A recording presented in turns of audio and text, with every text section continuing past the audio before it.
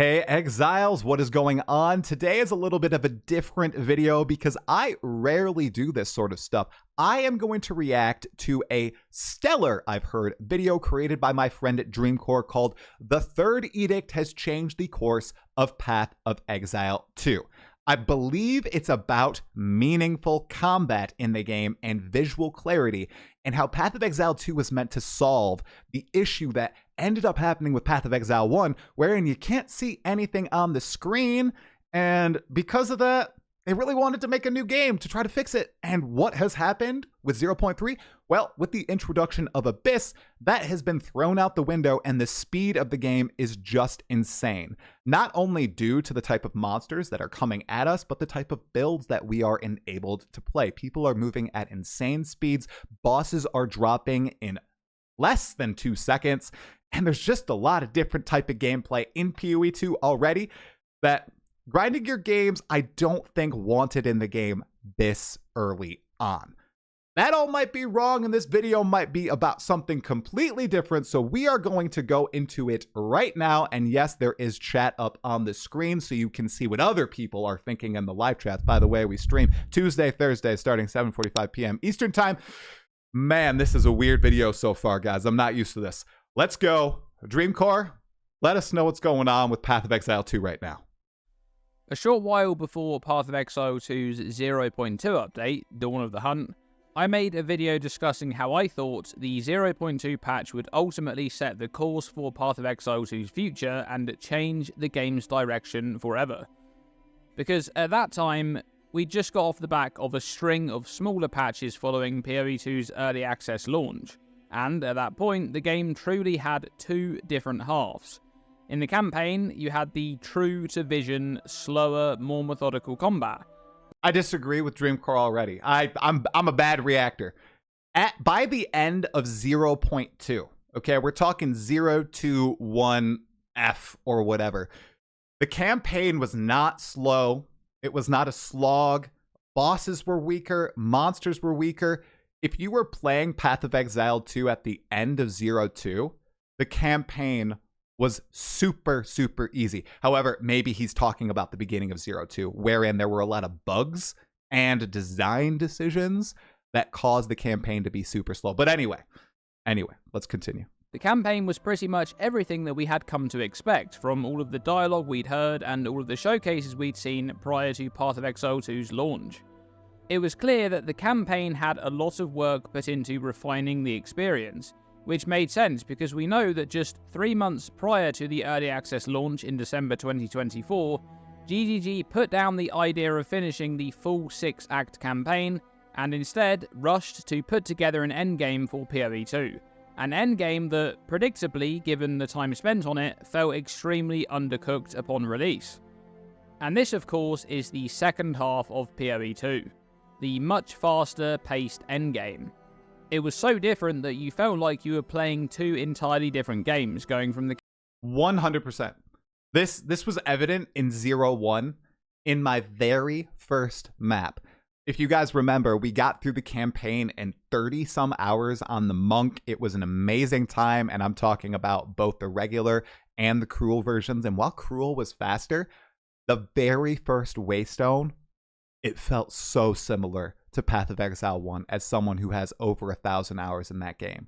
Monsters flying at you from all directions, ground effects all over the floor, tight corridors, be or be killed style combat. A completely different game compared to the Pancame. The difference was so stark going into it. I was confused. I really was. And man, they have leaned into it for 0.3. And if you have been watching any of my videos or live streams, you know that I've been addicted though. So something is clicking. Something is clicking. I want to see if Dream points out what that might be. I'm really curious. Okay. Sorry, Dreamcore. Campaign to the endgame. Monster density was much higher. You were often getting swarmed by monsters that were faster than you ever could be. And the balance of monster types was very off, with some dealing ridiculous levels of damage. Expected. But as I mentioned, this was to be expected. After all, just a fraction of the game's total development time had been spent on the endgame. However, 0.2 was approaching, and I believed that this first major update to PoE 2 since the early access launch was going to firmly position the game in one direction or the other. Would they stick to their original design decisions, or would they juice up the campaign to align it with the speed of the endgame? Well, truthfully, I was wrong. You were. We all were. We all thought this, though. It wasn't just Dreamcore. Everybody was like, okay, here we go. Grinding Your Games is going to choose, and oh, so nothing really altered. It's more of the same. Okay, interesting. 0.2 came and went by, and the game still had a complete disconnect between the campaign and the endgame. There was no real stance taken by GGG to go one way or the other, and even in interviews and Q&As at this time, it wasn't obvious which direction they really wanted to go in. However, fast forward to patch 0.3, and Okay, so yeah, they were going toward the speedy end through 0.2, though. They were nerfing a lot of monsters, and player power was kind of increasing. I remember playing my mercenary through 0.2 after all the patches had hit, and I would kill bosses with, a magic crossbow in 10 seconds. SSF, mercenary, killing Draven in like 10 seconds with a few grenades and a few crossbow shots. That is the state of the game. If you know how to play Path of Exile 2 right now, the campaign is a little bit of a joke, and that's a problem, in my opinion. The gap is too wide between players who really know how to play and players who don't know how to play. I think the campaign, especially Act 4, guys, while it was awesome, I loved the way it was put together. The story was great. The design was great. The areas were cool. The boss fights were cinematic and had interesting elements. But if you played a build that was moderately strong, and if you knew what you were doing, and you knew how to dodge and engage with sprint, those boss fights were a joke. They were. They really were.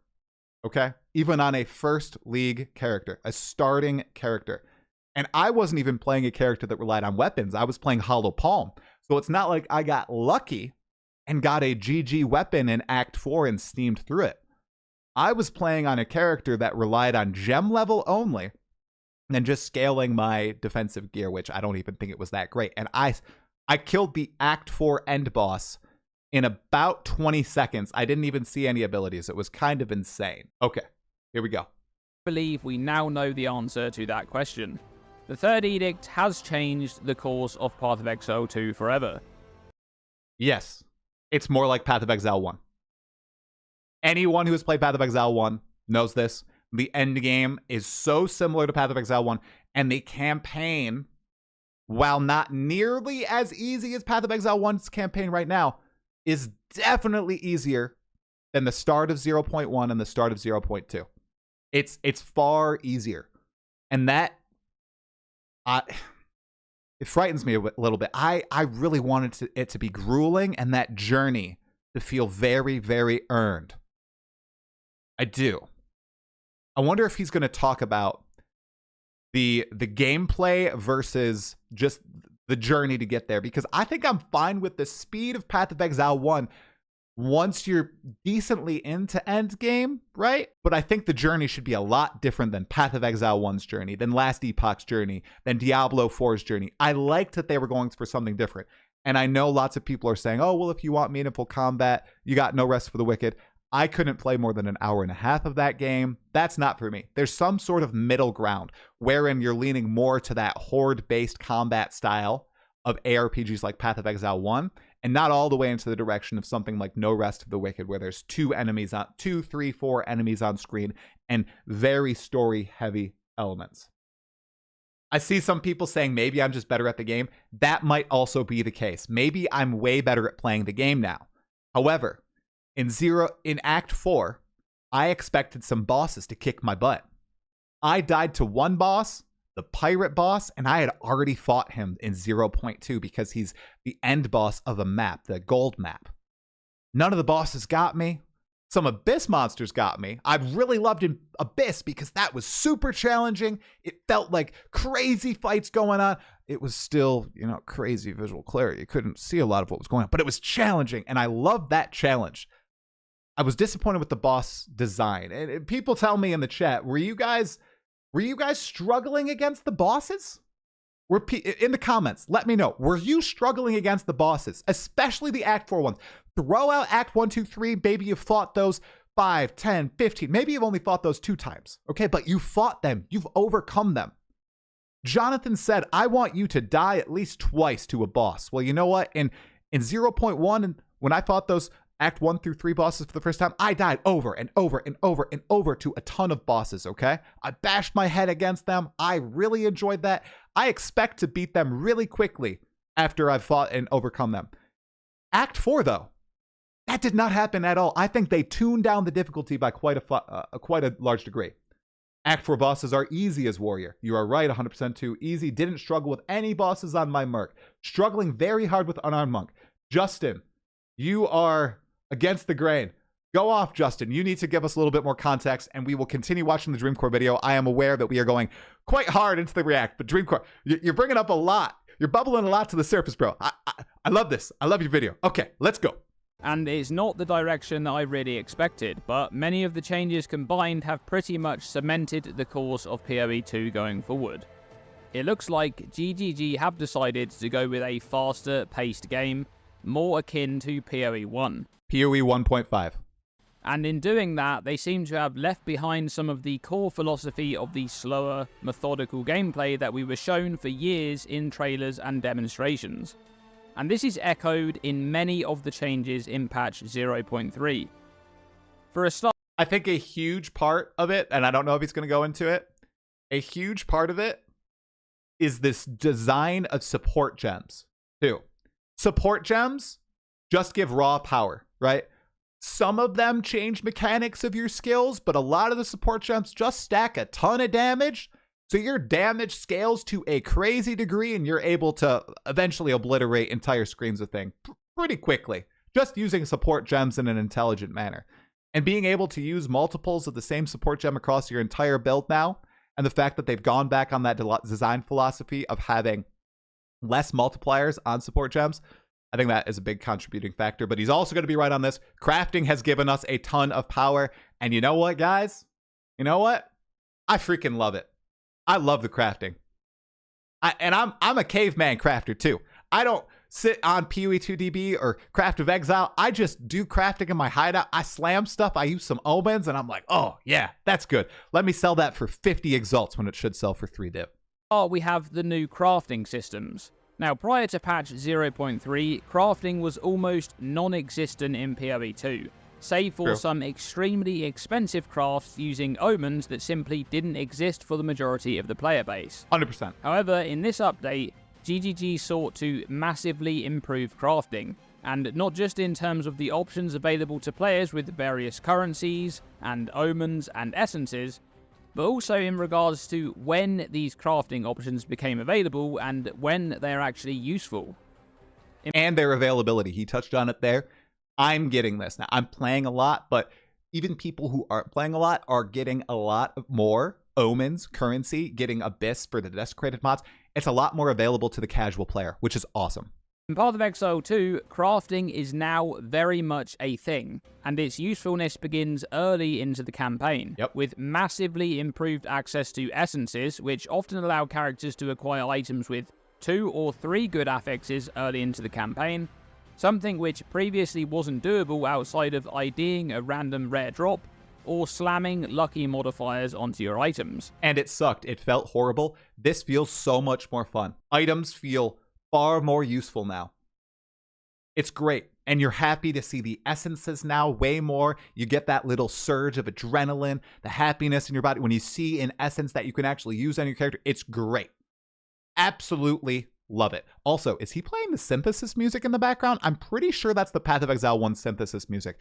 Excellent music choice, Dreamcore. Then there's the new Abyss crafting featuring Desecration, which, similar to PoE 1's Veiled modifiers, allows you to add and choose a modifier on your item, which also adds on top of the essence crafting to enable even more useful modifiers per item in the campaign and beyond.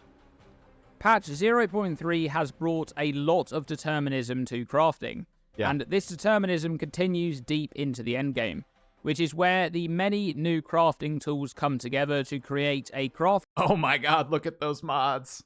experience which may even rival the power of crafting in PoE 1. And of what, guys? What is this reminding me of? You see her in the background. Any PoE 1 bets? We've got a Shabi right behind me. This reminds me of what I was able to do in Harvest. It was my second or third league in Path of Exile 1. I crafted all my own gear. I freaking loved that character. I pushed him to the absolute maximum of Ball Lightning Inquisitor. Hierophant. Look at me. Not even remembering. Look, it feels just like that. It's so awesome. You can very often deterministically craft extremely powerful endgame items from scratch using various combinations of the new crafting systems. And this change to Path of Exile 2 crafting has massively increased player power at any given stage of progression. Yep. Whether you're in Act 2 or Tier 5 maps or fighting the Uber Arbiter boss, you have access to much more powerful items as a result of all of these new crafting options. And it comes down to what again, guys? Player knowledge. And how is grinding your games balancing the game, though? Are they balancing the game for someone who is going to encounter an essence and understand how to use it to upgrade their character to a massive degree? Or are they balancing the game around someone who's not going to use that essence and chuck it into their stash, forget to use it, and let it fade into nothingness? That's the thing. That's what I think is going on. They need to find the middle ground. I really hope that the campaign has a little bit less of a speed to it, less similar to PoE 1 and other ARPGs, but then we can ramp up into the godliness in the endgame, kind of like we are now. It's got me hooked in the endgame, guys. I keep wanting to play my monk, pushing it farther and farther and farther and farther. I think that's honestly good. I think it's just tuning the campaign and skills and all that stuff. Of course, there's plenty to fix, right? But we're focusing just on player power right now and how that scales and how quickly. Also, bosses in endgame need buffs, 100%.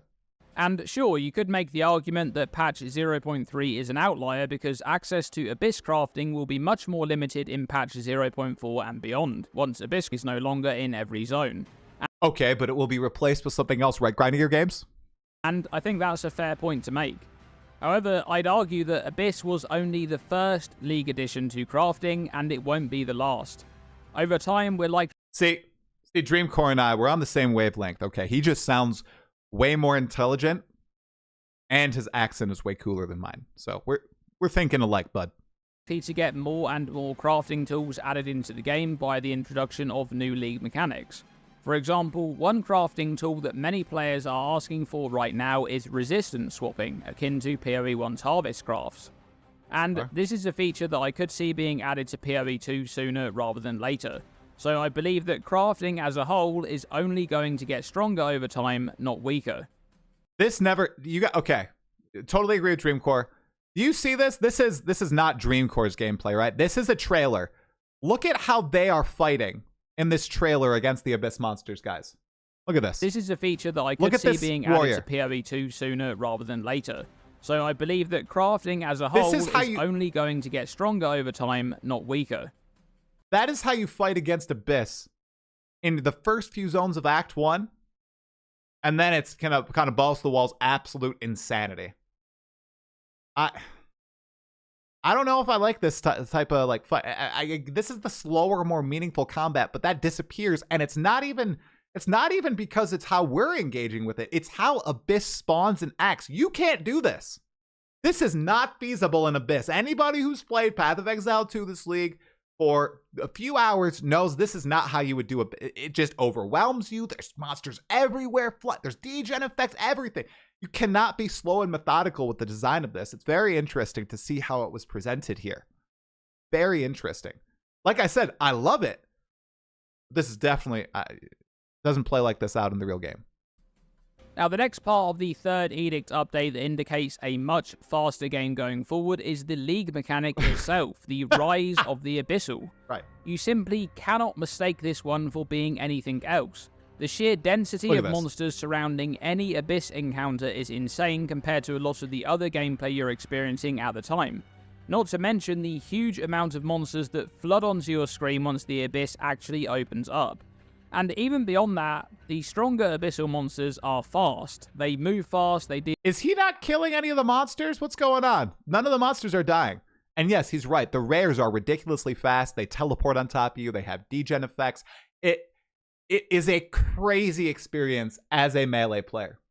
Absolutely wild experience. Melee players in the chat, rise up. How crazy. If you've played melee Abyss versus ranged Abyss, how different is that experience? It is. I think it's very, very different. I've been playing a ranger with my brother. Okay, yep. I'm not going to be a Deadeye though, guys. I'm going to be a Pathfinder. And the the dichotomy between my monk and my ranger, who I'm using lightning arrow right now, it's night and day. It's night and day. He's playing gas grenades, so it's like damage over time, right? Okay. So it's slowly going down. A lot of damage. And there's just no way that you can have this ideal scenario of being able to strategically fight these types of monsters, right, utilizing ability combos and good movement, when there are just tons of monsters on your screen at once. The more tactical gameplay that we've been used to seeing in demonstrations just doesn't work in this setting. Okay, I think it could work in this setting, though. I really do. However, it's implicit. It's explicitly just doesn't work with the way they've designed the monsters, right? Because imagine Abyss spawns, right? And there's dozens of tiny little creatures that swarm out, the white mobs, and they swarm you. They come and get you, but they don't have any degen effects when you kill them, okay? They're easy, they fall really quickly, and then there's this big Abyss monster that also comes out that has very telegraphed attacks, very interesting rare monster modifiers, right? That changes the battlefield every single time. That works. But the way that it's designed, where like a lot of the monsters have degen effects, they explode on death. The rare monsters, aside from one attack from a rare monster and then the beam, aren't that dangerous, right? It doesn't feel like that. So it kind of just feels like you're watching out for two moves and degen effects on the ground and popping around. We'll see a little bit of monk gameplay later on my character. But you can see this with what Dream is doing with his gas grenade character here as well. And that brings us on to another topic, game balance. Because if anything, the current balance of the game is the largest indicator of all. GG. Oh, here we go. King Kongor, what is he going to show?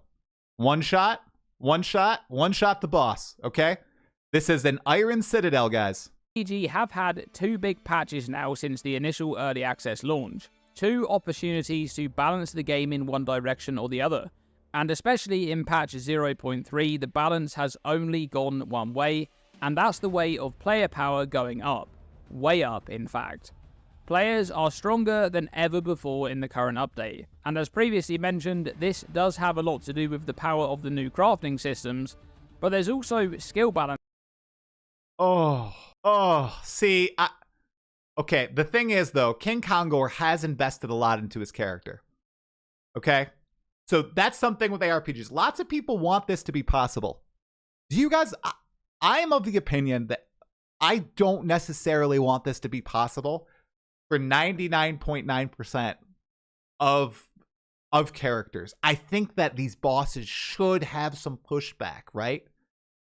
But I once again understand that's very hard to balance in a game that doesn't have infinite scaling. Because PoE 2, which I applaud, does not have infinite scaling. So how do they square that circle? How do they do that? I don't know. I really don't. Because in every game where you allow the players to have all these tools available, someone will be able to do this. So how do they balance bosses to actually be challenging fights for a good chunk of the player base without it feeling bad for all the players who aren't one-shotting bosses? Because I know you, I know you guys all in the chat. You're not all masochists like I am, okay? I love my 3-minute long Arbiter of Ash fights. But a lot of people, a lot of you in the chat right now, see, a lot of you in the chat, right? You don't want that. You want to be able to burst down the boss in 5-10 seconds, right? Hey, and I get that. I totally get that. My dad wants to do that. He wants to get to the point where he can just use Viper or Serpent's Fury whoosh, once on Arbiter, phase, Serpent's Fury, whoosh, again on Arbiter, dead. That's what he likes. That is his power fantasy. He loves that. How do you balance the game for all those types of players? That's going to be very, very interesting. Okay, let's see what Dreamcore thinks. Dreamcore, you've been very measured. I wonder if Dreamcore likes the direction of this. Does he like the PoE 1.5 direction, or did he want something different? I kind of wanted something different, but I find myself enjoying 0.3 so much more. The thing is, if they don't do something different, guys, if they keep pushing PoE 2 into the direction of PoE 1, and the two just are like, or see, here's PoE 1, right? And PoE 2 is just it'll converge with PoE 1 eventually, PoE 2. They were going to do something very different, and that honestly is not happening. I don't think that's a good thing, even though I'm massively enjoying it. I'm such a hypocrite. I am such a hypocrite. 3-minute long fights are fine if there aren't BS one-shot mechanics and network-reliant system that will screw you over if your internet isn't good enough. No one's internet is. Arbiter has one-shots, right? But they are very telegraphed, right? And you get infinite retries. I'm actually okay with one-shots with someone like Arbiter, right? Where everything is very well telegraphed. I don't like one-shots in maps from rare monsters. I hate that, but that's where most of the one-shots actually do happen, even though it is a lot less since the Abyss monster nerfs. Yeah, I wouldn't mind to fight boss for a minute if he didn't murder me with any sneeze. That's the thing, though. What boss does that? No boss murders you with a sneeze. Arbiter of Ash one-shots you with the ball phase and with the beam, right? With the hallways, but those aren't sneezes. Those are well-telegraphed abilities from Grinding Gear games. I don't think there are a lot of BS boss fights in Path of Exile 2. I really don't think there are many. I think there are BS boss fight mechanics in Path of Exile 1, even though they are well-telegraphed. For example, even though I think it's well done, I still think that the memory game is absolutely insane in Path of Exile 1 and very, very frustrating. I think I can count the number of times I've done Maven without dying on one hand, which is pretty insane. They don't one-shot you. Most players are worse than you and don't know how to craft. No. I get one-shot by... they don't one-shot... Okay, so map bosses one-shot some people? Is that happening? Okay, see, yeah, I haven't seen many one-shots from bosses. Maybe I don't juice sufficiently. Perhaps I'm being a little elitist. Okay, pre-nerf interlude boss, yes, Asmati, he was one-shotting. He was one-shotting in the campaign. Totally right. The hyena area boss was BS. Yeah, they nerfed him. Okay, continue talking about Dreamcore. Balanced Dreamcore. Players are stronger than ever before in the current update, and as previously mentioned, this does have a lot to do with the power of the new crafting systems, but there's also skill balance too. The state of skill balance in patch 0.3 is wild. I discussed this in my last video on the dominance of the Deadeye in the current update, but it's not just the strongest builds that are deleting bosses, and it's not just in the endgame either. This is happening on many different archetypes, and it's happening in the campaign pretty much from the get-go. Yeah. Players are destroying the Rust King in a few hits with throwaway gear, for example. Yep. That's the second or third zone into the game, and you're already steamrolling bosses. Grenades and bow skills just absolutely melt bosses before they can do any mechanics. I haven't seen that clip. What was that Thub Gun doing the campaign? Is that Twinked gear? Or is this first run? Second or third zone into the game, and you're already steamrolling bosses. Okay. Grenades I thought I was and destroying bow skills bosses. Just absolutely melt bosses before they can do any mechanics. I was not destroying bosses, guys. Now, I would say that the game balance is broken due to this, but I'm not so sure about that. As I said before, this is the second opportunity that GGG have had to make a pass on skill balance, to adjust for other increments to player power, but it appears that they're content with the current balance. Perhaps they want experienced players to be able to face roll the campaign content if they know what to do with skill gems and support gems and the likes. And that is the entire thing. Dreamcore has it bang on there. Is that the intention from GGG? Has my experience in my eyes been spoiled because I am now experienced, I am now knowledgeable, I'm learning the mechanics of the game, I know how to fit things together, so everything is going to be way easier for me. And then on the other front, it's like, okay, you could play hardcore, but I don't have the time to play hard. If I lose a character, I probably will just be beyond upset, right? Maybe hardcore is the path. I don't know, guys. No, because there's still some BS stuff with Abyss, like rares in the game. So that's man, the push, the pull, the dichotomy in my head. But this is why I like Path of Exile 1 and Path of Exile 2. It makes me think. Why I like it. Okay. And that's a great segue to another massive change this patch that has also added to a faster paced game overall. The support gem changes, not just being able to use multiple of the same support gems, but also the addition of support gem tiering, many of which were direct power buffs to existing support gems in 0.2 and prior. Yeah. And also on top of that, we have the new lineage support gems, some of which are exceptionally powerful and build-defining choices. The unlocking of the support gem limit was a wild change that I would have never seen coming, in regards to skill balance and what exactly skills actually... And another thing here, I don't know if Dream will mention it. How do they revert that? Do they revert that? I don't think they can go back, right? Maybe they can, because it was a big swing to unlock the limit. Maybe they're open to making more big swings, but I feel like they've opened the can of worms and it's done. Same with the introduction of Sprint. Sprint, I think, is an amazing mechanic. They can never remove it, right? They can't remove Sprint either.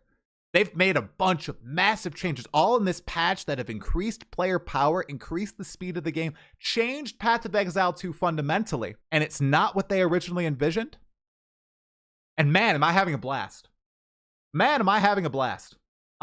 Isn't it wild how you can just fantasize about something and envision something for so long and ardently defend someone else's vision, and then they make a different change, you play it for yourself, and then you just fall like in love with it? Isn't that crazy? I keep finding myself shocked because last night, once again, I stayed up till midnight playing Path of Exile 2. I'm like addicted. It's ridiculous. And it is reminding me of like playing Affliction League with Cleave of Rage, right? It really is. It's called being proven wrong, I guess. Hey, at least they were able to admit that they're wrong. But then they're on the other end, it's like, okay, what could have been? What could have been? I still hope. I think we can get that meaningful combat vision in boss fights. But I think for general mapping, general campaign clear, outside of the first act in Act 2, right? For most builds, for most players who know what they're doing, it's going to be a very different game. And I just got to accept, and a lot of people just have to accept, we know what we're doing now. It's going to be a different game for us. By the way, why does he have Lightning Spear on every single thing? That's pretty funny. It felt like many of the design decisions for skill balance had been based around the fact of the support gem restriction. A great example of that is grenades. Being able to socket multi-shot support into several of the early game grenade skills is just absurd levels of power creep. But that's just one example. That's an amazing amazing There are countless example. other examples that just abuse the change to this system. And whilst I'm a big fan of having more freedom to utilize any support gem anywhere I want, I think this is a major contributing factor to the current balance of the game feeling so out of place. Now, yeah, because I'm talking about how strong I felt, guys, but compared to those builds, I was not strong. I was a weak build.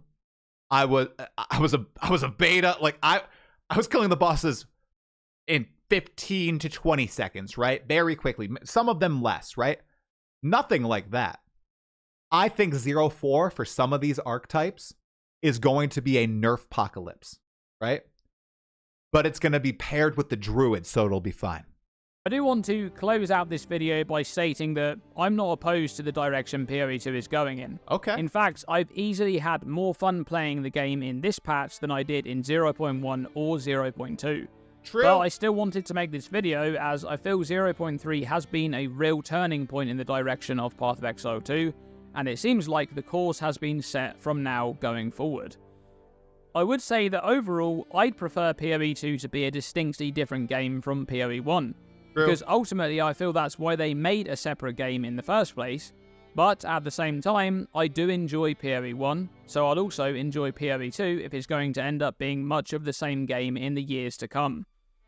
Let me know what you guys think about this topic in the comments below. Thanks for watching this video, and as always, stay tuned and stay safe. Excellent video by my friend Dreamcore. Excellent video. Everybody, go like the video. Let's put it in the chat. Let's put it in the chat, you guys. What an excellent video. Dude knows what he's talking about. Okay, so his opinion, all right? His opinion, essentially, his conclusion is, yes, the same that I kind of said, what was it, 20 minutes ago? That Path of Exile 2 is moving a lot in the direction of PoE 1, but he's enjoying the heck out of it. He's having more fun in 0.1 than he's been, or in 0.3 than he's had in any prior patch, and I share that sentiment. By the way, they need to buff Pinnacle boss hit points by like 10x. Not even kidding. I think this is Uber Arbiter. You see Dreamcore killing Uber Arbiter, he's not allowed to do it that fast. Come on. Buff that HP. That was ridiculous, man. Yeah, I think I agree with Dreamcore. I agree with his conclusion. He didn't go too deep into it. I'd love to hear more on his opinion. We'll have to do that in the next Path of Exile. But yeah, I've been having a great time with 0.3. I'm going to keep playing it. Be very curious to hear what you guys think in the comments below on this video. Make sure, if you haven't already, to leave a comment. Make sure to like this video. Make sure to subscribe to the channel and let me know, am I a good reactor or bad reactor? I really don't do this a lot, and I'm not going to do it a lot, but I want to know if I do it, 1 or 2 a month, if that'll be all right.